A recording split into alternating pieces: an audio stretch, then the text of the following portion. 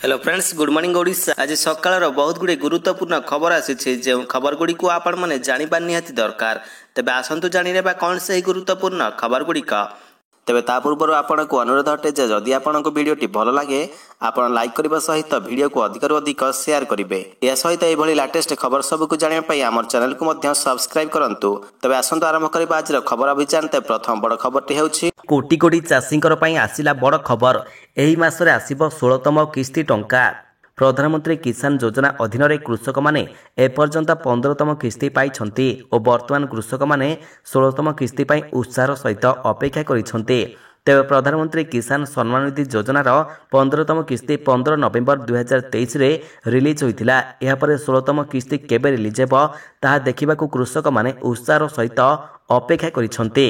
तेबे एभली परिस्थिति रे प्रधानमंत्री किसान योजनार 16तम किस्ती 15 फेब्रुआरी 2024 रे कृषक मानकर बैंक अकाउंट रे जमा हेबो बोली आशा करा जाउछि। तथापि एपर्यंत आनुष्ठानिक भाबरे कोनोसी सूचना दिया जाय नाही।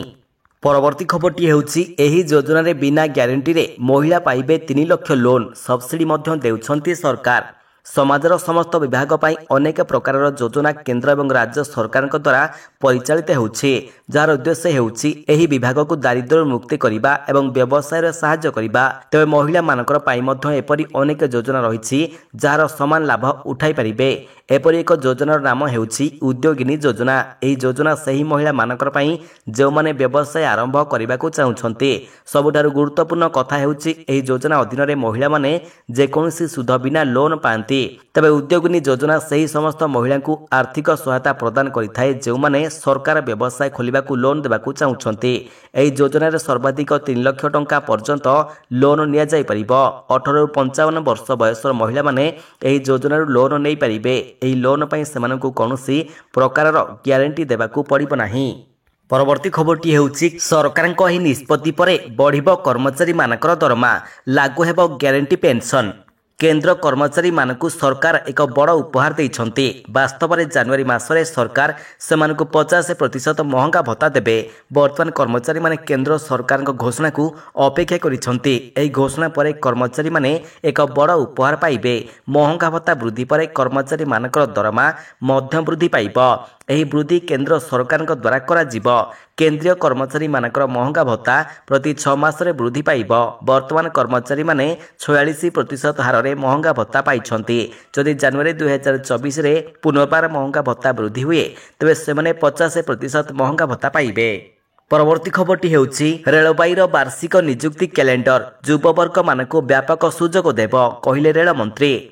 रेलबाई नियुक्ति बोर्ड फेब्रुआरी 3 तारिख रे वार्षिक नियुक्ति कैलेंडर प्रकाश करिछि। एही कैलेंडर रे केउ मासरे केउ पदवी पूरण पाई प्रक्रिया हेबो तार एक संपूर्ण चिठा प्रस्तुत करा जायछि। एही ड्राइव रे भाग नेबाकू चाहुतिबा प्रार्थी मानकर पाई एकाधिक सुविधा रहितिबा रेल मंत्री अश्विनी वैष्णव कहिसंती। कैलेंडर अनुसार रेलबाई नियुक्ति बोर्ड प्रति वर्ष जनवरी रु मार्च मास मध्य असिस्टेंट लोको पायलट नियुक्ति पाई विज्ञप्ति जारी करिबो। सेहिपरि टेक्नीशियन पदवी रे नियुक्ति पाई एप्रिल मे एवं जून मास को धार्य करा जायछि। जुलाई रु सेप्टेम्बर पर्यंत जेउ माने जूनियर इंजीनियर पारामेडिक एवं अणवैषयिक बा नॉन टेक्निकल पदवी रे जोग देबा को चाहुछंती सेमानकु विवेचना करा जिवो। अक्टोबर रु डिसेंबर मध्य लेवल 1 मंत्री स्तरीय एवं पृथक विभाग पाई नियुक्ति प्रक्रिया हेबो। परवर्ती खबरटी हेउछि 2024 सुधा राज्यर सबु गाँ को पाइप जोगे मिलिबो पानी। पानीय जल समस्या को नहीं गृह रे उद्वेग। केबे सुधा राज्य रे पानीय जल समस्यार समाधान हेबो सेनी प्रश्न करिसंती कांग्रेस विधायक दल नेता नरसिंह मिश्र। यार उत्तर रे विभागीय मंत्री प्रदीप अमात कहिसंती चलित वर्ष शेष सुधा राज्यर समस्त गाँ को पाइप जोगे पानी जोगाई दिया जिवो। जेउठी उत्सकी जमी समस्या रहिछि सेठारे 2025 बेलकु पाइप जोगे पानीय जल जोगाण काम शेष हेबो। परवर्ती खबरटी हेउछि राज्य रे खाली पड़िछि 98,000 सरकारी पदवी कहिले प्रीतिरंजन घड़ाई। आज विधानसभा बजेट अधिवेशन द्वितीय दिन एही अवसर रे मुकेश महालिंकर प्रश्न रे विभागीय मंत्री प्रीतिरंजन घड़ाई उत्तर रखिछंती। राज्य सरकार विभिन्न विभाग रे 98,000 पदवी खाली पड़िछि। 41 विभाग रे मोट 98,348 पदवी खाली पड़िछि। स्वास्थ्य विभाग रे सर्वाधिक 26,815 पदवी खाली रहिछि। सेहिबली गणशिक्षा विभाग रे 21,844 एवं गृह विभाग रे 7,315 पदवी खाली रहिछि। राजस्व विभाग ବିଭାଗରେ 5892, ଉଚ୍ଚଶିକ୍ଷା ବିଭାଗରେ 3777 ପଦବୀ ଖାଲି ରହିଛି। ପରବର୍ତ୍ତୀ ଖବରଟି ହେଉଛି ପାଖେଇ ଆସିଲା ନିର୍ବାଚନ, ଶୀଘ୍ର ଭୋଟର ତାଲିକାରେ ଆପଣଙ୍କର ନାମ ସାମିଲ କରନ୍ତୁ। ଆଗାମୀ ସାଧାରଣ ନିର୍ବାଚନ ନିମନ୍ତେ ଗତ ଜାନୁଆରୀ ମାସ 5 ତାରିଖରେ ଚୂଡ଼ାନ୍ତ ଭୋଟର ତାଲିକା 2024 ପ୍ରକାଶିତ ହୋଇଛି। ଏହାର ନକଲ ବୁଥ ସ୍ତରୀୟ ଅଧିକାରୀ ବା BLO ଓ ସମସ୍ତ ଉପଜିଲ୍ଲାପାଳମାନଙ୍କର କାର୍ଯ୍ୟାଳୟରେ ଉପଲବ୍ଧ ରହିଛି। ତେବେ ଚୂଡ଼ାନ୍ତ ଭୋଟର ତାଲିକା ମଧ୍ୟ ମୁଖ୍ୟ ନିର୍ବାଚନ ଅଧିକାରୀ co.odisha.nic.in ରେ ଉପଲବ୍ଧ ରହିଛି। ତେବେ ଚୂଡ଼ାନ୍ତ ଭୋଟର ତାଲିକା ପ୍ରକାଶ ପାଇବା ପରେ ଅନେକଙ୍କର ଧାରଣା ହେଉଥିବା ଯେ ଆଉ ଭୋଟର ତାଲିକାରେ ନାମ ପଞ୍ଜୀକରଣ ହୋଇପାରିବ ନାହିଁ। ତେବେ ଏହା ସମ୍ପୂର୍ଣ୍ଣ ଭୁଲ ଧାରଣା। ଭୋଟର ତାଲିକାରେ ନାମ ପଞ୍ଜୀକରଣ କାର୍ଯ୍ୟ ଏକ ନିରନ୍ତର ପ୍ରକ୍ରିୟା ଏବଂ ଏହି କାର୍ଯ୍ୟ ସବୁବେଳେ ଚାଲୁ ରହିଛି। ତେବେ ରାଜ୍ୟର ସମସ୍ତ ଭୋଟରମାନଙ୍କୁ ନିବେଦନ କରାଯାଉଛି ସେମାନେ ପ୍ରକାଶ ପାଇଥିବା ଚୂଡ଼ାନ୍ତ ଭୋଟର ତାଲିକାରେ ନିଜର ନାମ ତନଖି କରନ୍ତୁ। ଯଦି ଭୋଟର ତାଲିକାରେ କୌଣସି ଭୋଟରଙ୍କ ନାମ ନଥିବ ତାହେଲେ ସେ ନୂତନ ଭୋଟର ଭାବରେ ନାମ ପଞ୍ଜୀକରଣ ପାଇଁ ଫର୍ମ ନମ୍ବର 6 ଓ ସ୍ଥାନାନ୍ତର ପାଇଁ ଫର୍ମ ନମ୍ବର 8 ମାଧ୍ୟମରେ ଆବେଦନ କରିପାରିବେ। ପରବର୍ତ୍ତୀ ଖବରଟି ହେଉଛି ବିଧାନସଭା ବଜେଟରେ ଓଡ଼ିଶାର ବଡ଼ ଲକ୍ଷ୍ୟ, ଡିସେମ୍ବର ସୁଦ୍ଧା ରାଜ୍ୟର ସହରାଞ୍ଚଳ ହେବ ବସ୍ତି ମୁକ୍ତ। ରାଜ୍ୟରେ ଆରମ୍ଭ ହୋଇଛି ବିଧାନସଭା ବଜେଟ ଅଧିବେଶନ। ରାଜ୍ୟବାସୀଙ୍କର ପାଇଁ ଏଥିରେ ବିଭିନ୍ନ ଯୋଜନା ସାମିଲ ହେବାକୁ ଯାଉଛି। ଦୁର୍ବଳ ଓ ଆପଦଗ୍ରସ୍ତ ପରିବାରକୁ ମାସିକ ମୁଣ୍ଡ ପିଛା 5 କେଜି ଚାଉଳ ମାଗଣା ପ୍ରଦାନ କରାଯାଉଛି। ଅନ୍ତୋଦୟ ଅନ୍ନ ଯୋଜନାରେ ମାସିକ 35 କେଜି ଚାଉଳ ମାଗଣା ମିଳିପାରୁଛି। ଜାତୀୟ ଖାଦ୍ୟ ସୁରକ୍ଷା ଯୋଜନାରୁ ବାଦ ପରିବାରକୁ ଚାଉଳ ଦେଉଛନ୍ତି ରାଜ୍ୟ ସରକାର। 3,15,000 ପରିବାରର 9,97,000 ଲୋକମାନଙ୍କୁ ରାଜ୍ୟ ଚାଉଳ ଯୋଗାଇ ଦେଉଛି। 17,11,000 ଚାଷୀଙ୍କର ଠାରୁ 79,16,000 ଟନ୍ ଧାନ ସଂଗ୍ରହ କରାଯାଇଛି। ରାଜ୍ୟର 40% ଅଂଶଧନରେ ପ୍ରଧାନମନ୍ତ୍ରୀ ଆବାସ ଯୋଜନା ମଧ୍ୟ ଚାଲୁ ରହିଛି। ତେବେ ରିପୋର୍ଟ ଅନୁସାରେ 2014 ମସିହାରୁ 2015 ମସିହା ପର୍ଯ୍ୟନ୍ତ 34,25,000 ପକ୍କା ଘର ନିର୍ମାଣ ହୋଇଛି।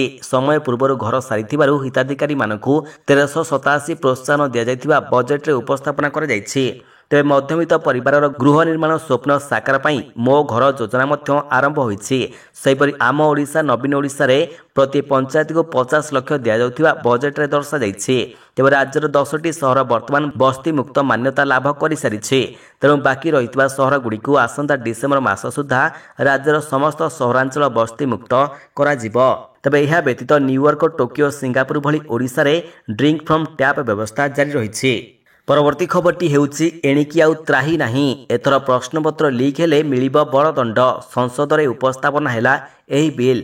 କମ୍ପିଟେଟିଭ୍ ପରୀକ୍ଷାରେ କପି କରିବା ଏବଂ ପ୍ରଶ୍ନପତ୍ର ଲିକ୍ ଉପରେ କଟକଣା ଲଗାଇବାକୁ ସରକାର ସଂସଦରେ ପବ୍ଲିକ୍ ଏକ୍ଜାମିନେସନ୍ ବିଲ୍ 2024 ଉପସ୍ଥାପନା କରିଛନ୍ତି। ତେବେ ପ୍ରଶ୍ନପତ୍ର ଲିକ୍ ଏବଂ ପରୀକ୍ଷାରେ ଅନିୟମିତତା ଧରାପଡ଼ିଲେ ବା ପ୍ରମାଣ ମିଳିଲେ 10 ବର୍ଷ କାରାଦଣ୍ଡ ଏବଂ 1 କୋଟି ଟଙ୍କା ଜରିମାନା ଦେବାକୁ ପଡ଼ିବ ବୋଲି ବିଲ୍ରେ ଉଲ୍ଲେଖ ରହିଛି। ତେବେ ଏହି ବିଲ୍ରେ ଆହୁରି ମଧ୍ୟ କୁହାଯାଇଛି ଯେ ପ୍ରକୃତ ପରୀକ୍ଷାର୍ଥୀ ବଦଳରେ ଯଦି ଆଉ କେହି ପରୀକ୍ଷା ଦେଉଥାଏ କିମ୍ବା ପ୍ରକୃତ ସେଣ୍ଟରରେ କରାନଯାଇ ଅନ୍ୟ କେଉଁଠାରେ ପରୀକ୍ଷା କରାଯାଉଥାଏ ତେବେ ଏହି ସୂଚନା କର୍ତ୍ତୃପକ୍ଷ ଦେବାକୁ ବାଧ୍ୟ।